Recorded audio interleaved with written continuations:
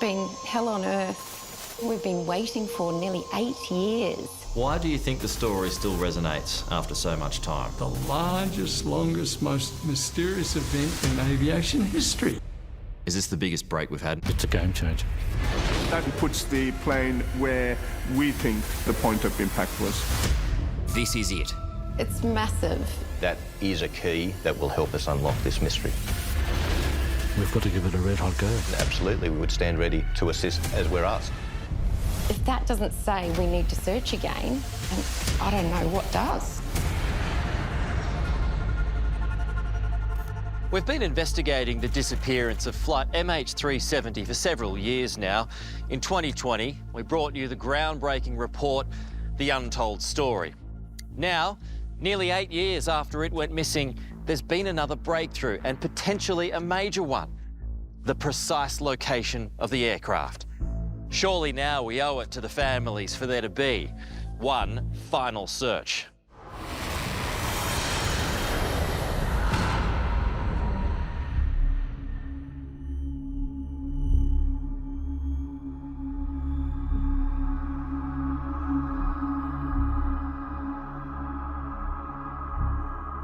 It's overwhelming to think that something so simple could actually solve this mystery nearly 8 years on. And it's heartbreaking for us, but the fact that something has come about and is so promising, we have to hold on to that, because that's all we've got is hope.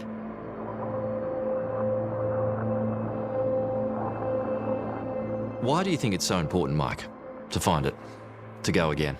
If for nothing else, for the next of kin, we need to put this to bed. The only reason to keep looking is to find the flight recorder.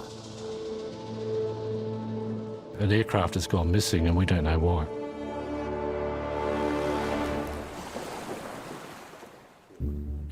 Former Qantas captain Mike Glenn is on a mission. He wants another search launched for the plane, and he believes he knows how to find it. WSPR Whisper, yeah. may help us discover where MH370 is. There's a good chance, yes. I think so.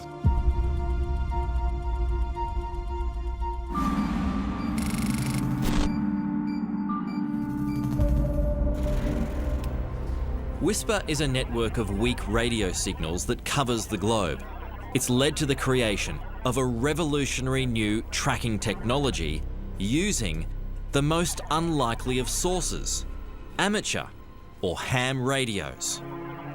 A ham radio is an amateur radio operator using long-range radios. And what's their purpose? They talk to each other. Around the world? Around the world. They're looking at aircraft.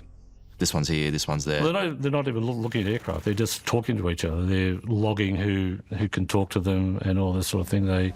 This whole idea about tracking aircraft was a very recent development. With input from Captain Mike Glenn, British aerospace engineer Richard Godfrey developed the program. And this is how it works. Ham operators send out signals to see how far they travel. When it's received by another operator, it's logged into the Whisper database. Records go back to 2009. Where does MH370 fit in? Well, people started thinking maybe with the knowledge that when aircraft pass through these links between these two stations, that sometimes they change the signal, and that could be picked up. These signals act like tripwires. If an aircraft flies through them, they can then be tracked. And it's precise. The signals are sent out every 2 minutes. This has now led to a much more detailed flight path for MH370, and more importantly, its final resting place. It's the biggest breakthrough for a long time, right? It's massive. It's massive. And look, it's something we've been waiting for nearly 8 years. And, you know, there has been a hiatus with COVID, and which we understand, but it's also given, you know, these experts time to go back, sit down, run the numbers. You know, it's connect the dots at this point. It really just blew my mind. It was Have we found it? This is it. This is what we need.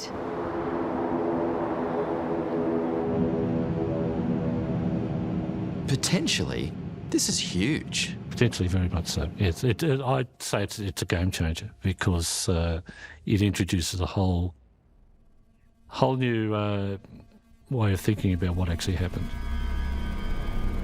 To understand what happened, we need to go back to the beginning, to the launch pad of our investigation into MH370.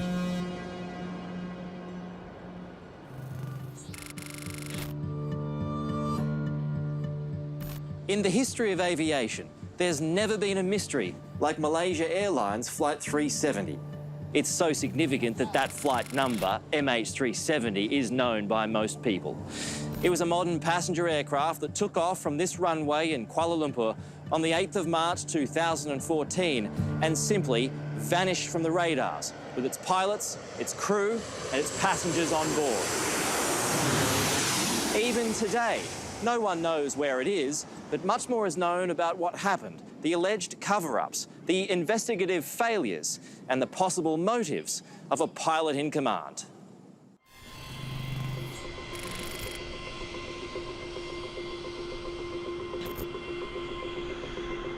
It was business as usual at Kuala Lumpur International Airport. Nothing seemed out of the ordinary. Not the planes on the tarmac or the passengers in the terminal. Among those passing through security, Captain Zahari Ahmed Shah, followed by First Officer Farik Hamid, the pilots of MH370. One a junior, the other a veteran. He has been flying on 777 as a captain since 1998, and he has clocked well over 16,000 flight hours, so a very senior captain. MH370 was 777. It's a pretty decent aircraft. It's a lovely aircraft. So Captain Zahari Shah, he was on a very good airline in very good plane. Yeah, and he was a type-rated examiner too, so he's at the top of the tree. So a pretty powerful position for him to be in. And very trusted. He had a lot of sway. Yeah. 370, 32 right of takeoff. Nice.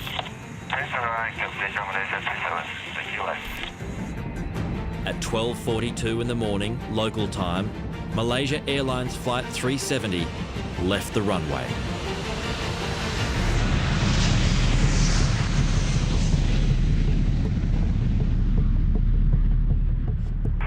Good night, Malaysia 370.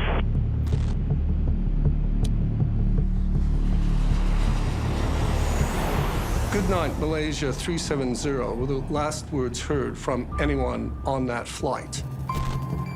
And at the same time, the plane disappeared from radar screens. The aircraft was supposed to land in Beijing at 6:30 a.m.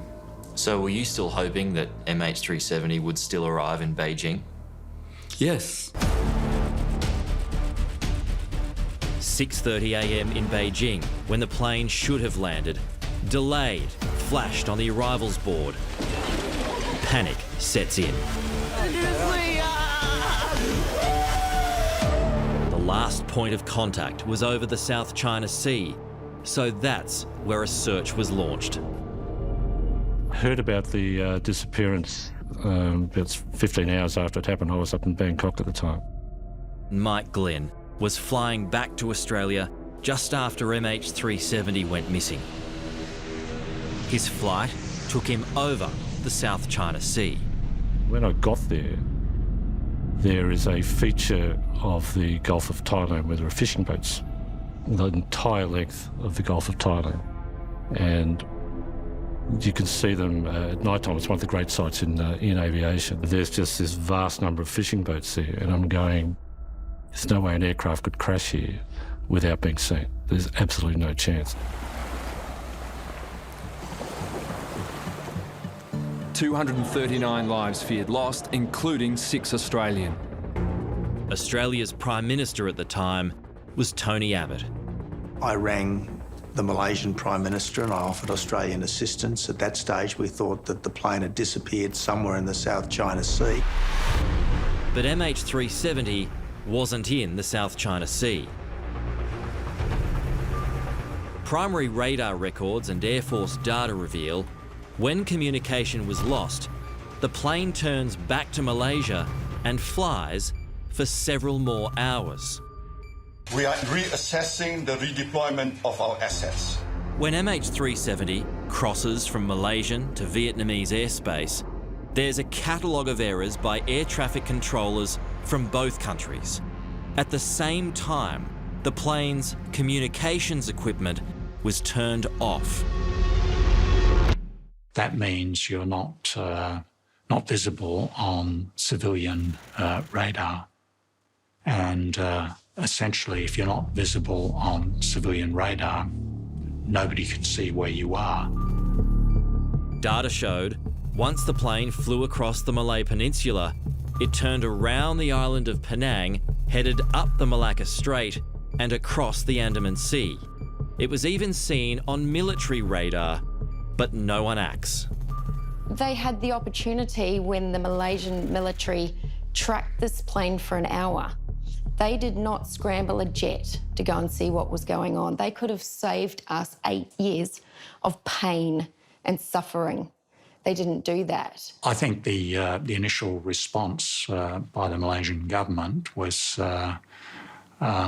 shall we say, it took them a while to get organised. There is this system which not even pilots knew about until MH370, which is that although he turned off all these systems he could turn off, there's one which emits via satellite data from engine performance. And the way it works is that, in this case, about every hour, there's a satellite handshake. The aircraft will send a signal to the satellite with data on it, and the satellite will respond, but then transfer that data to a ground station. In this case, it was actually in Perth in Western Australia.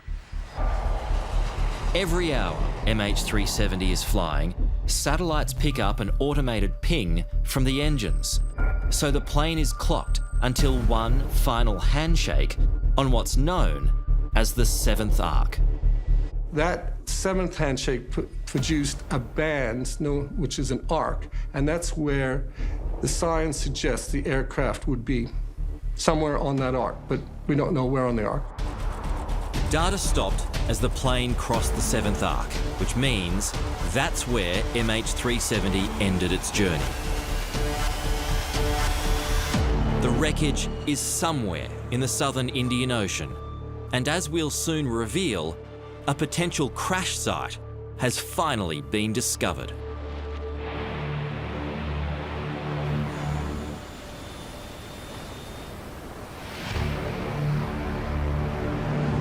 If there is anything down there, we will find it. We owe it to the families of those people to do no less. It would become the biggest search in history, led by former Air Chief Marshal Sir Angus Houston. Here's this jet, on the most reliable jets flying, 777. It disappears, and you have loved ones aboard. Well, what happened? Well, we don't know what happened. Where is it? We don't know where it is. We're searching, we're using everything that's available to us, but we can't find it.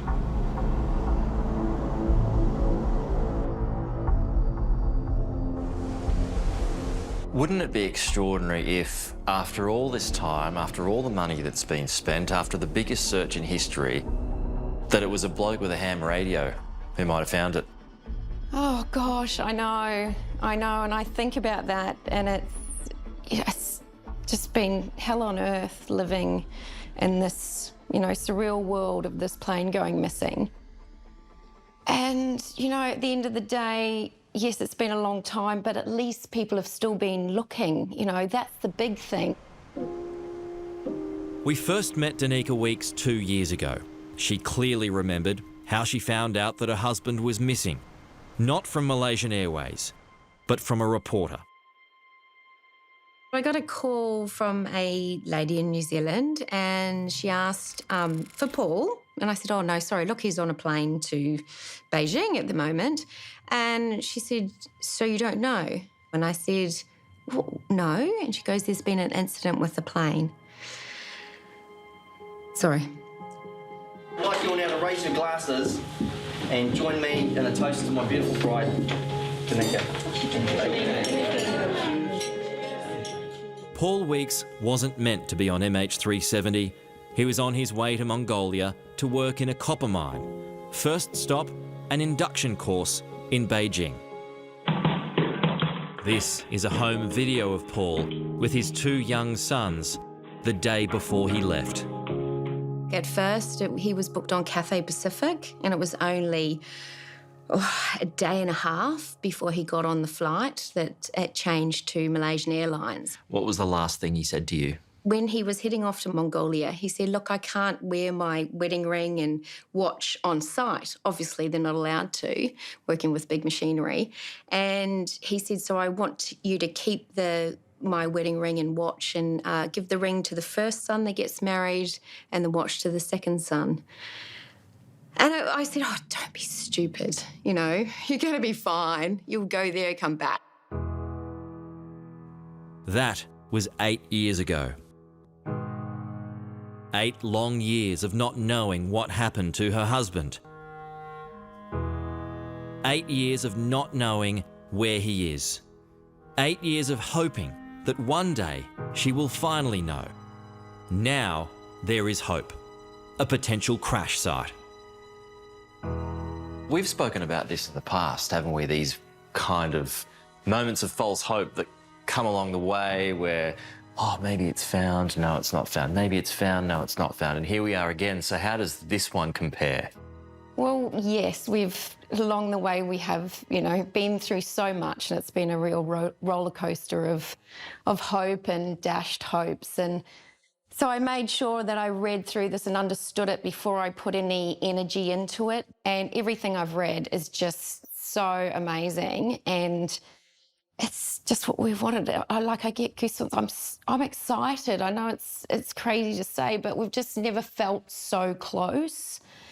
And the time has been there to really get this information and you know, trace this plane. And I feel that this is it. I feel this is it. Coming up. When you ditch a 175-ton aeroplane, that's a massive impact. The plane most likely would have flown further south. Are you inclined to believe that? There is credence to this new theory. He must have been talking with someone. It's just a complete cover-up.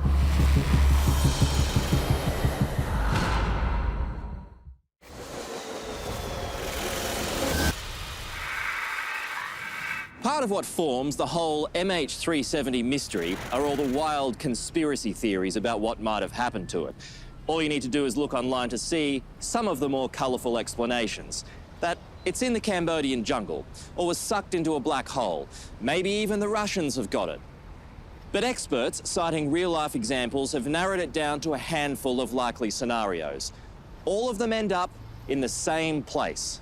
How it got there is what divides opinion.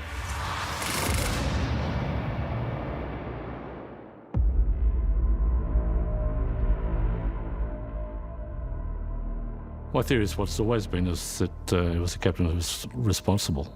It's done probably as a political protest. Captain Zaharie Ahmed Shah was politically active and a distant relative of Anwar Ibrahim, the country's opposition leader, who was convicted of sodomy a day before the doomed flight. He was said to be quite upset by that verdict. Now, he was active in the party, but again, there's no claim of responsibility in any of this. But that's one lead. Again, would it be enough for him to take such drastic action without saying he did it? Difficult to say. If you go through Zaharie's Facebook posts, very politically active, very anti-government, so there's a case to be made there. Captain Zahari was a 53-year-old pilot with 18,000 flying hours.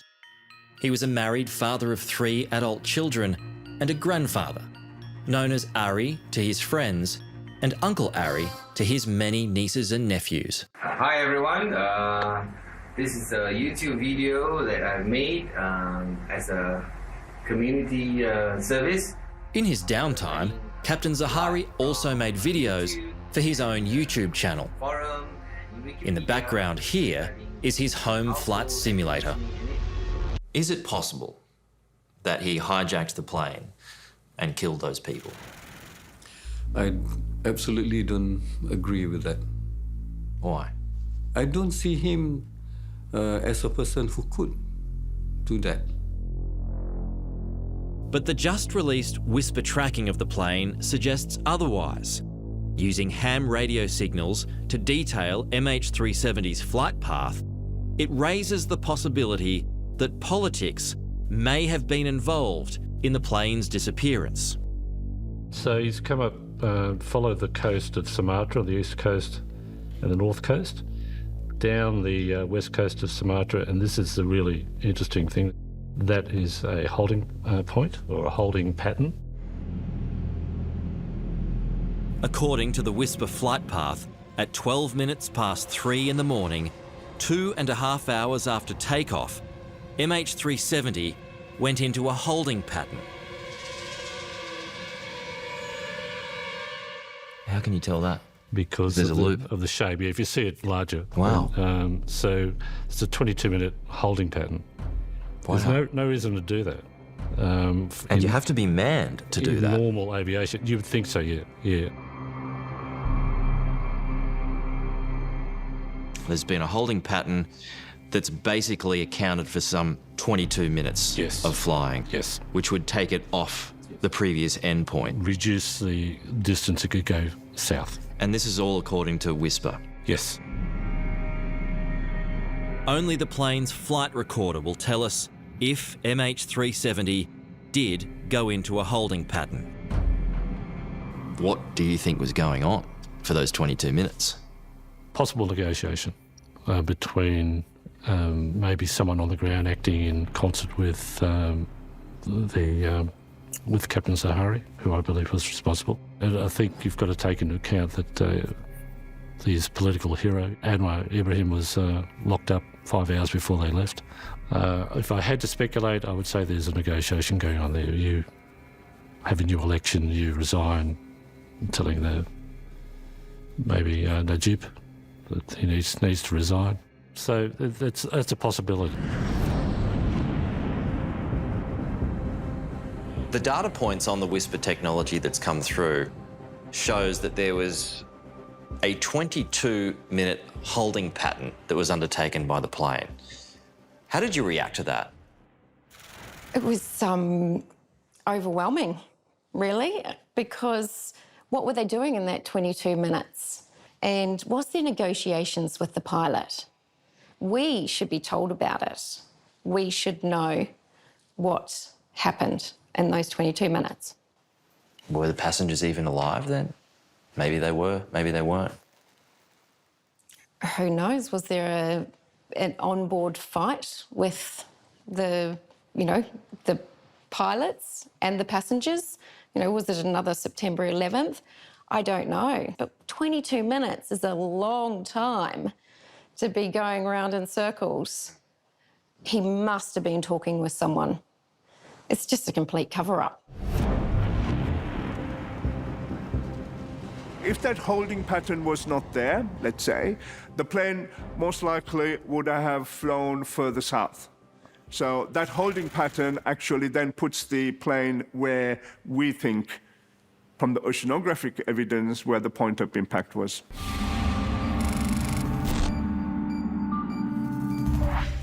Authorities had initially identified a 120,000 square kilometre search area, but they never had an exact spot for where the plane came down. Now there's been a major development in this long-running mystery. 2 separate sources have identified the same crash site. a precise location, 33.177 degrees south, 95.300 degrees east. Are you inclined to believe that, or have you got another point in mind?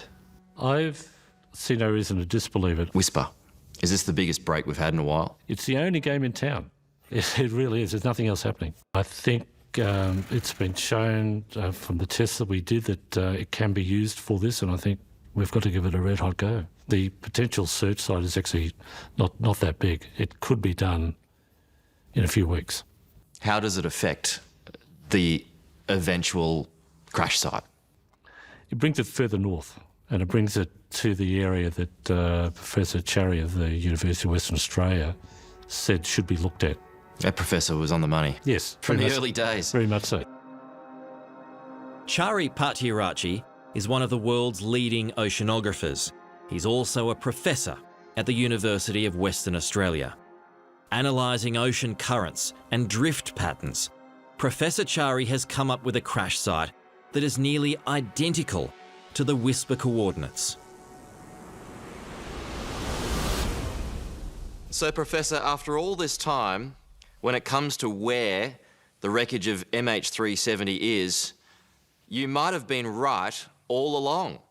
Well, we have been right all the way wrong. We were right to say where the debris may end up in the flaperon. We were the first people to tell where that debris would end up in.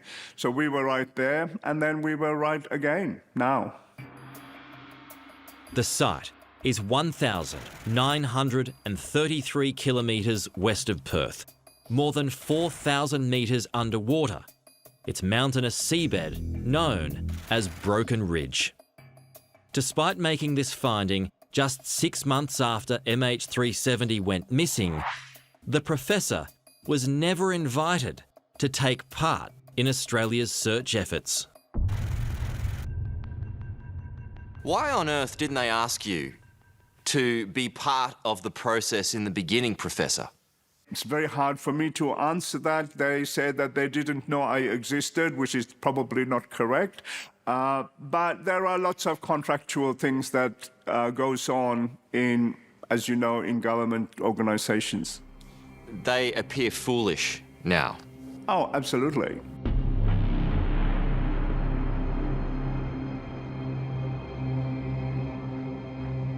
That was, I think, the turning point for me when I realised that it was in the same spot that he had identified many years ago. And I think that's what gave it ground for me, that I think this is it. It backed it up. It's not just, pie in the sky stuff. It's, there's a lot of other theories or, positions where it could be. But this one we have two, and if that doesn't say we need to search again, then I don't know what does. Is Whisper credible? Certainly Whisper's credible. The inventor received a Nobel Prize for his work, so it is credible. Whether it's credible to track an aircraft and over these distances is yet to be determined. But it could be. Well, there will be a key there one day. Something will help us unlock it. Angus Mitchell is the new head of the Australian Transport Safety Bureau, the agency involved in Australia's original search mission. You can see the plane is certainly well within the Australian search area and to the northern end of it. MH370 had essentially become a cold case for Australian authorities. But in another major development for the doomed flight, the ATSB is now taking another look at it, based on the Whisper report. One of the things we have done, and it really is in the emergence of this new theory, was to, because it puts the aircraft in an area that we have already searched. So I guess me coming in with a due diligence and a new set of eyes, we are undertaking a review of the data that we hold there. 8 years ago, there was no suggestion of Zahari putting MH370 into a holding pattern, but as we discovered in 2020, there were high-level discussions about the captain going on between Canberra and Kuala Lumpur just days after the plane vanished. My understanding, my very clear understanding from the very top levels of the Malaysian government, is that from very, very early on here, they thought it was murder-suicide by the pilot. They said that to you? I'm not going to say who said what to whom, but let me reiterate, I want to be absolutely crystal clear.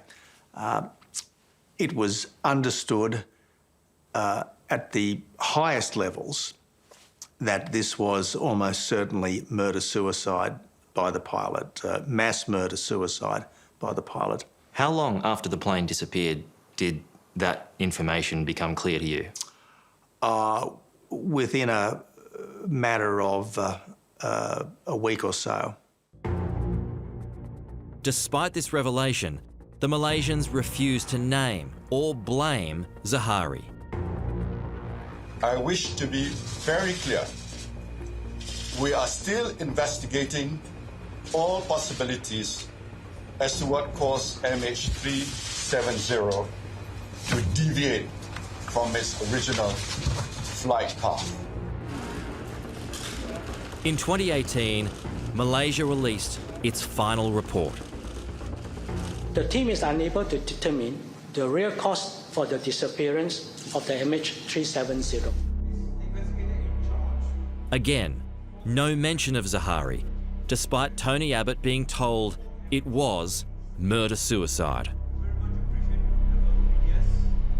What was the reasoning that the Malaysians gave you? Well, it was crystal clear to me that they had a very clear understanding that this almost certainly was what had happened. If that's true, then that would have to point to some kind of cover-up.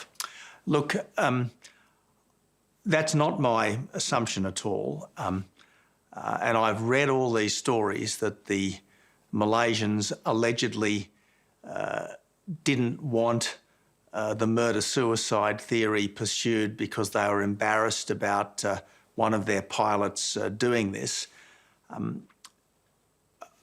I have no reason to accept that. I also met with the Malaysian Prime Minister's wife a month after this happened in Perth, and she alluded to the fact that she believed that the pilot had taken the plane. Now, I got threats on Facebook about how dare you say that, that didn't happen, you know, you're putting words in her mouth. And then for our Prime Minister to come in and say he knew, I was fuming, absolutely fuming. Because what were we waiting for? What were we hanging our hearts out on every day? Every day we'd wake up saying, is today the day they're going to find them? And here's the Prime Minister sitting there knowing, and the Malaysian government knowing, that it was a murder-suicide by the pilot. So what was it all for? Do you still have that feeling when you wake up in the morning? Is today the day they find them? No, not so much now, because we're not searching. But it's more of, are they going to find a spot to search again that's going to be enough to push the Malaysian government to search again?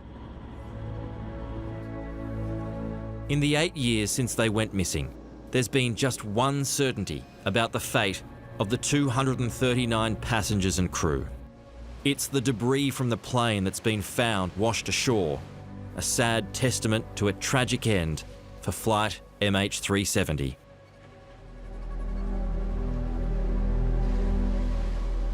When you ditch a 175-ton aeroplane into a 4-metre swell at 250 kilometres an hour, it's going to break up. It's probably going to break a wing off. It's certainly going to break open the fuselage. I mean, that's a massive impact. Following the stricken flight, it was Professor Chari who successfully mapped out the locations for much of the debris that's been so far recovered.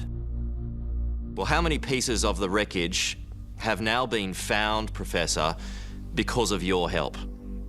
In total, there has been 33 pieces of debris that has been found, have not been confirmed to be MH370, but most likely would have originated from MH370.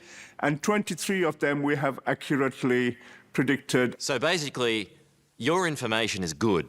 Yeah, we have confidence in that, obviously. Was it a mistake not to have Chari Pattiaratchi on the team from the get-go? I think you're asking questions of me that occurred 5 years before I joined the agency. I do know at the time there were experts from Boeing, from Inmarsat, from the DST, from the CSIRO, from Geoscience. This was not a case of a couple of people sitting making assumptions. Could you use them now? Well, I guess we need to wait and see whether or not there is credence to this new theory, and then it will be something for the Malaysian government to consider if we reach to that point, and there is a request to Australia. So there's a long road ahead of us before we even consider something like that. If the wreckage is found, what is it going to be amongst? Well, we are talking at water depths about 4,000 to 5,000 meters, so 4 or 5 kilometers down. And it is a very rugged, with lots of mountains, if you like, underwater mountains, volcanoes, big cliffs, ravines, etc. So we're in an area which is very close to the edge of what is called Broken Ridge, and that's a 1,000-kilometer underwater mountain range. Very, very rugged.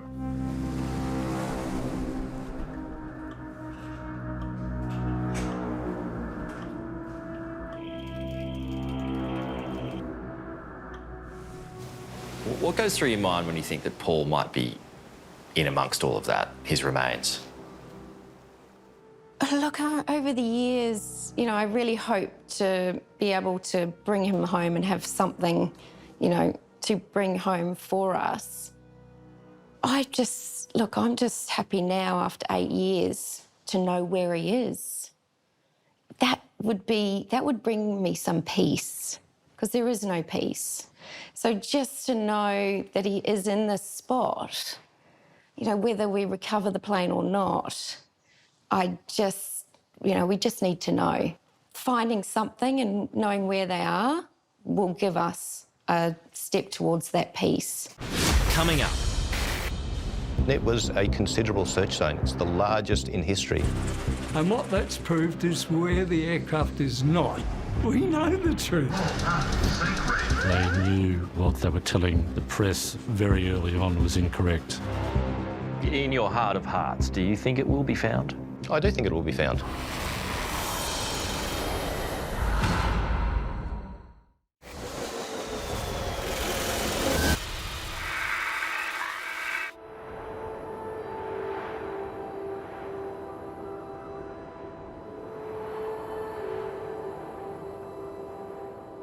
Byron, it's now been 8 years.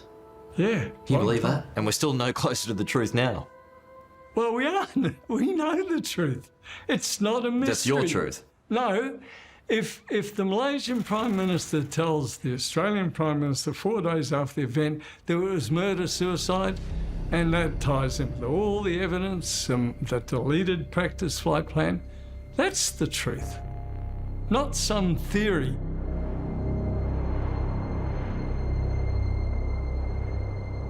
We rule out a ghost flight. Didn't happen. Didn't happen. No.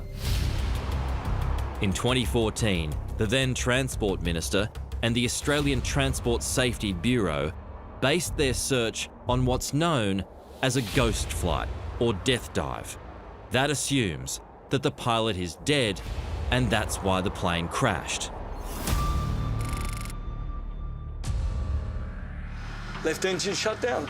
2 years ago, in a 777 simulator, a plane he used to fly, the former Emirates captain put us into a death dive. 570 knots, that's about 1,000 kilometres an hour.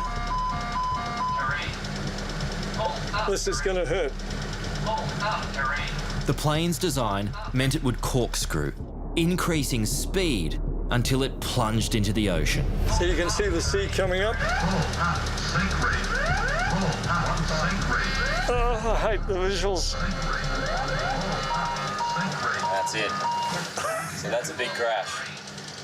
Horrendous. That's a big crash. You would have exploded into millions of bits.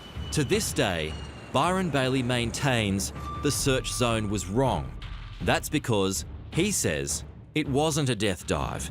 Instead, he believes Captain Zaharie was alive and glided the plane as far as possible south. That puts Byron's crash site below the search zone.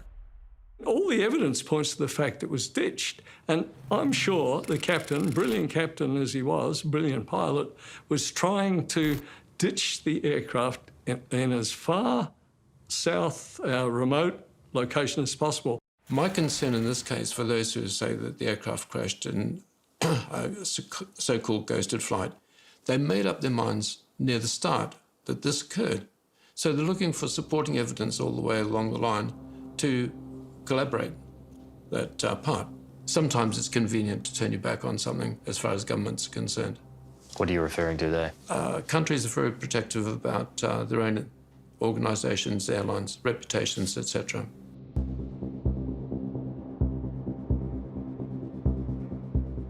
Why would Malaysia not want it found? For lots of reasons. Their initial response was botched. Big time. Big time.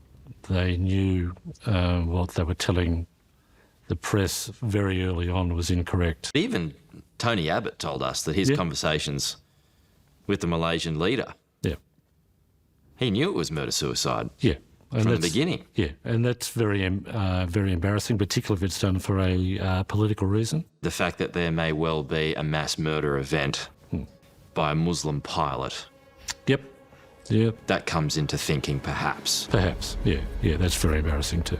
It goes against the whole narrative of the country, really.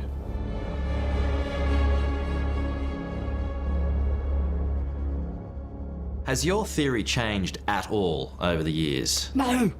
Not even a little bit? No. We're in cruise at 39,000 feet. Back in 2020, Byron showed me what he thinks happened to MH370. Hello, engines running now. Looks like we have flamed out. Byron believes Zaharie was still alive and still in control of MH370 right to the end. Okay, I'll start to flare now.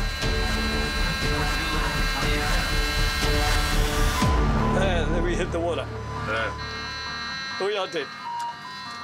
So do you know where it is? Yeah. Where is it? Latitude 3910 south, east 8818. If Byron's right, this is it. Just outside the search zone. That's very specific. Yep. What if you're wrong? Well, let's just say the ATSB, as part of their searching 40 miles either side of the arc, came within about 30 kilometres of where we reckon the aeroplane ditched. If I'm wrong, then it means the aeroplane's probably been taken by aliens or is sitting in a hangar somewhere in Kazakhstan.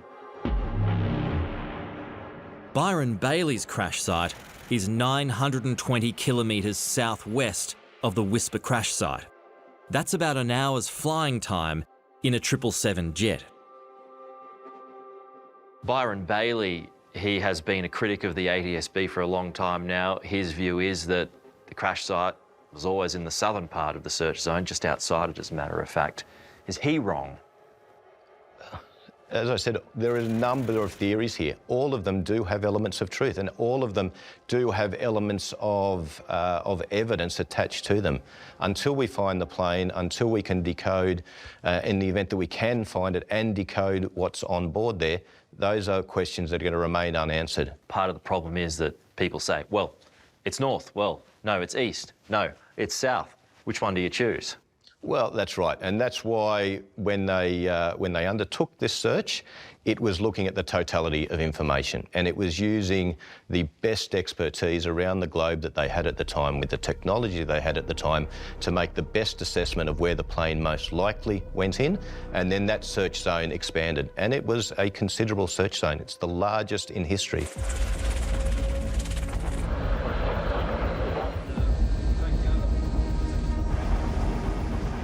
They've already searched 250,000 square kilometres over 4 years, and what that's proved is where the aircraft is not. We know where it is. It's never been an accident. Nearly 8 years on, and Byron Bailey is as passionate as ever about MH370. So much so that he's pushing for an inquest. 238 people were murdered. Including Australians. Yeah, 6 Australian. And I wrote requesting a coronial inquest. And after much prodding, a reply came back saying, we have sent the request to the Department of Justice, Attorney General's Department for consideration and analysis. Well, what do they know about aviation? Anyway, eventually the reply came back after Tony Abbott had mentioned about the murder-suicide in the 2020 documentary. And the reply said, we need further information. So I said, but isn't the fact that a former Prime Minister says there was murder-suicide committed, isn't that enough information? Never heard another word. You're quite obsessed with this case, it's fair to say. Oh, yes, absolutely, because... Why don't you give up? No, I'm backed by a lot of people worldwide egging me on, saying, keep going, we need the search to be restarted. That's why I'm here. We want the search restarted in that small area that the Australian Transport Safety Bureau refused to go that little bit further south when they could.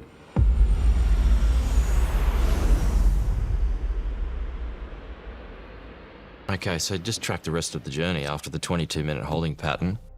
The Whisper flight path also reveals another possibility about the intentions of Zahari. It shows that at one stage, MH370 was headed towards Geraldton in Western Australia. This may fit in with other narratives, that maybe the aircraft they were thinking of going to Australia, land there and request maybe legal asylum. So this point here is where the aircraft is tracking direct to a point that was found on Captain Zahari's simulator. 7 days after it went missing, Malaysian police found on Captain Zahari's flight simulator practice runs to the southern Indian Ocean. This just 1 month before the doomed flight.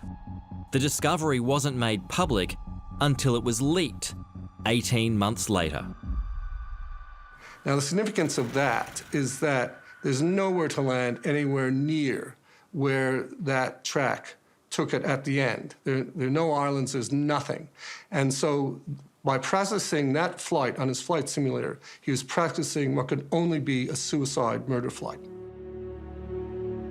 And in a sad postscript to the MH370 mystery, in 2020, Ian Higgins also went missing.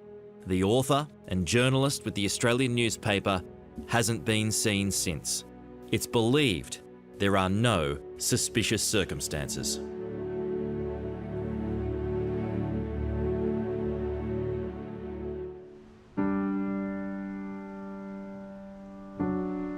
When we last caught up with Danica Weeks, there was a new man in her life, John. So, John, bits happened since we last spoke. Got married, how's it all going? Good. Yep. No dramas yet?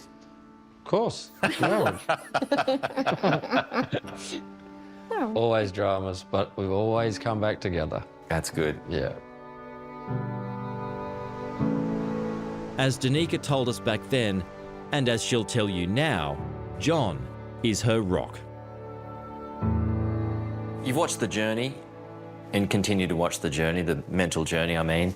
Does it get easier at all? No. Still there? Yeah. It's still there? Of course it is, yeah. It's not just Danica's journey, it's the boys too. That's the big thing for me is we've got 2 young boys that are becoming men that haven't realised yet exactly the weight of what is coming towards them.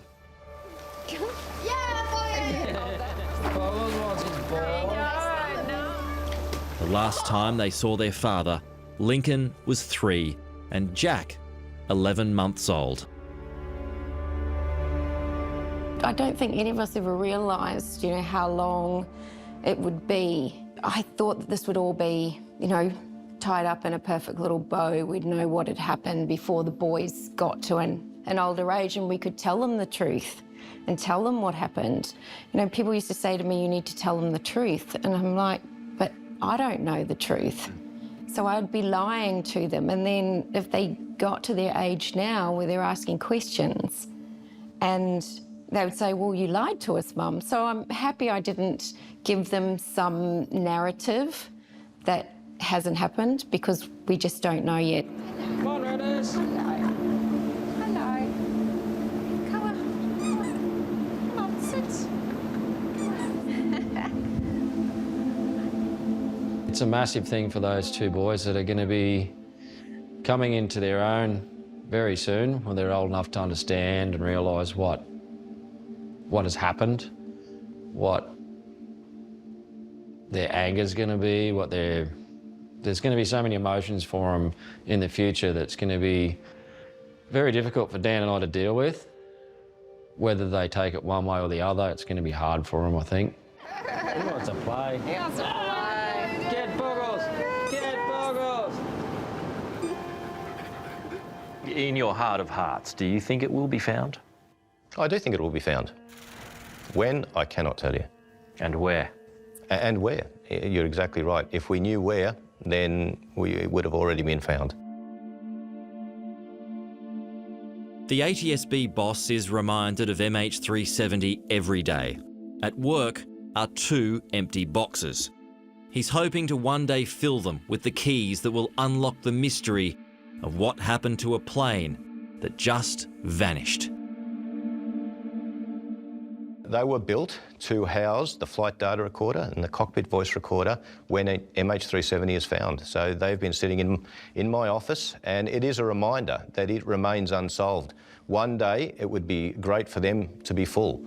At the end of the day, everyone, from the families to the investigators that were part of this team, to the worldwide aviation community, to those who travel on planes, want the answers to MH370. And equally, so do I.